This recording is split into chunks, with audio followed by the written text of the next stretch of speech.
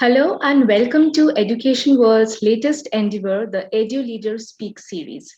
Today we have with us Dr. Pallavi Rao Chaturvedi, an entrepreneur, an educationist, a parenting coach, and a blogger. She is the founder of Get Set Parent, one of the fastest growing YouTube channels in India that talks about the nuances of happy parenting. Through her videos, Dr. Chaturvedi helps one understand how the journey of parenting can be a true roller coaster ride and can also be immensely rewarding. We are glad to have you on the platform, ma'am. Thank you so much, Yoshi. It's an absolute pleasure being here with Education World. Thank you for Thank having you. me. To begin with, ma'am, where do you think that education needs to be on the national list of priorities? It would be health and education. I think without these two fundamentals, no nation can stand very strong. And, of course, given the current situation, health has come far ahead in our current priority list compared to education. But nevertheless, I think a young nation like ours, which is banking on a huge demographic dividend, which is aiming to have better gross enrollment ratios, all of which will reward the nation in the future. I think education will be and has to be the priority of a nation like India for several decades going further. What do you think should be done to upgrade the government schools of India? As far as government schools are concerned, I think we talk about infrastructure, we talk about how do government schools in rural areas attract first generation learners into schools, how do they keep them interested, how do you focus on staffing, right, in far flung areas, how do you get good quality teachers. So I think all of these aspects are wanting in the government education system. With a population of our size, it is always going to be a challenge for the government. But having said that, I think with good administration, with the good intention and the awareness levels of parents going up drastically, I'll tell you today, parents of today are far more aware of what are the benefits to their children, whether it is education, whether it is good food, whether it is good health, far more than they were about 30 or 40 years back. What is your take on the ongoing tussle between the parents and the school management regarding the school fees? We should not lose sight of what this debate is about. The debate is about, should the child lose precious years of their formative life, their formative educational life, because of a tussle between the parent community and the education community. The time for parent school partnership to step up. It is now. It is for them to see what is it that is workable. Of course, schools have their own issues right now where they're struggling to pay, staff, they're struggling to keep up their infrastructure, their fixed costs, the electricity, capital costs, all of that. On the other hand, parents are also having a tough time with pay cuts, loss of jobs, etc. So I think a lot of schools have taken a few positive steps of cutting down extraneous, the activities fees and the annual days and all of that, and charging the basic tuition fee. And that, I think, is on the conscience of the school to charge the basic minimum. Having said that, the parents should also understand that without the school, no matter how involved a parent you are, India is not a homeschooling learning environment today. We don't have those kind of setups and ecosystems where we can completely focus on homeschooling. What we are doing today is technology-enabled, school-facilitated home learning. It is not homeschooling. Without the school, without the teacher guiding the parent on what should be the syllabus, how are they breaking it up, the parent will be lost. And ultimately, the loser in this entire tussle is the student.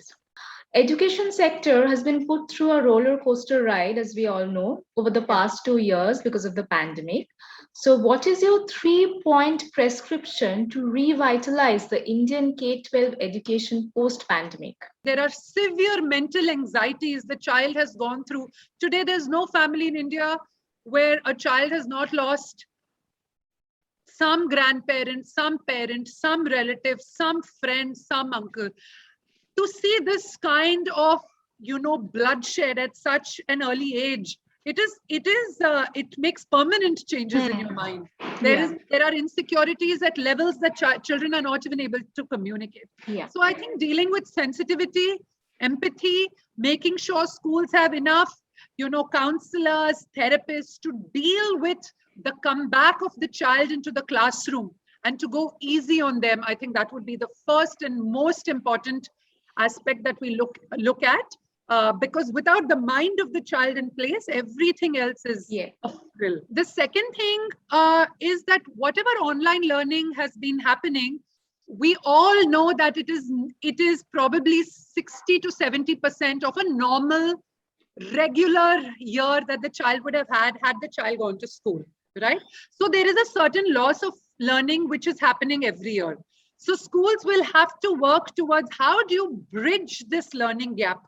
The third thing is, as a society, we have all realized what schools are about. They are a ground for amazing social experiences, for exposure, for, the kind of activities that a child can never get at home. So Indian education system was pushed to make an online shift with the onset of the pandemic. Looking at the future, do you think once the pandemic recedes, should the education go to a complete online mode or should it have a hybrid thing?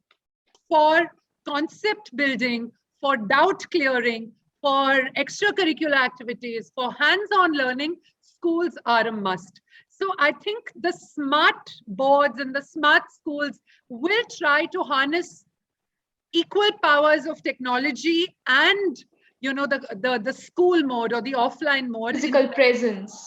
Yes, for the benefit of the student. Actually, technology is something, or what has happened to us with online, we cannot unsee it now. The way you and I are talking today, I don't know if we would have very easily thought about doing something like this 2 years ago, right? So this is a new, it is an efficient medium that we have stumbled upon.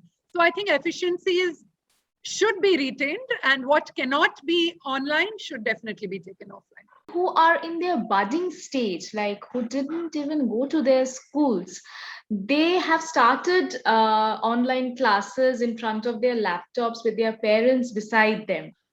So what do you think will they be facing? What challenges do you think they'll be facing once they start going to schools? All children, I think they're much more resilient than us as adults. When they go to school, they will come back. They will, they will pick up. Maybe they won't cry because these kids are suddenly older. They're entering at 5 or 6. Maybe they won't cry. Maybe they won't have those kind of challenges that, when you put a child at 3, because they're comfortable. Their worldview has expanded even without a foreign space, right? Leaving mom, and they're probably more secure now as older children. So I think we'll have to look at this very positively. Safety is paramount, and children are resilient. The younger they are, the faster they will bounce back. In fact, they will bounce forward. You don't have to go back to what we were. They will bounce ahead. A thinker or a philosopher you admire the most? I read a lot of Rumi's work. So he's a thinker, philosopher, writer, and I think a lot of what he says gets me into deeper thoughts and, mulling over what I do and why I do. So I think Rumi would be my favorite. Okay. Your favorite Nobel laureate? Nobel laureate, I think our first, Rabindranath Tagore. Who better than him? Artist, writer, thinker, all rolled into one. And your favorite book on education? All writings of Howard Gardner I really admire and live by as well. Okay. Thank you, Pallavi.